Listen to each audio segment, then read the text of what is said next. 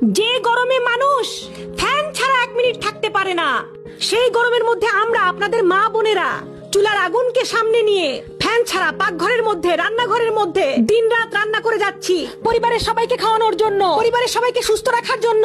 প্রশংসা তো জীবনে করেনি নাই, বদনাম করতে, দোষ ধরতে ছাড় দেন নাই। আমরা মা বোনেরা দেখবেন সারাদিন শ্বশুর বাড়িতে কাজ করার পরেও নাম পাই না, কিন্তু তরকারিতে যদি একদিন লবণ কম হয় কত কথা যে শুনতে হয় তার ঠিক নাই। নির্মম কিছু সত্য কথা বলবো, মনোযোগ দিয়ে শোনেন। নিজের টাকা দিয়ে যখন রেস্টুরেন্টে খেতে যান, খাবারও খান, টিপসও দেন, আবার বাইরে এসে স্ট্যাটাস মারেন। কয়জন আছেন ফেসবুকে স্ট্যাটাস দিয়েছেন, মা আপনাকে ধন্যবাদ, আজীবন রান্না করে খাইয়েছেন। কয়জন স্বামী আছেন স্ট্যাটাস দিয়েছেন, বউ তোমাকে ধন্যবাদ, অক্লান্ত কষ্ট সহ্য করে তুমি আমাকে রান্না করে খাওয়াইছো। কয়জন আছে? একজন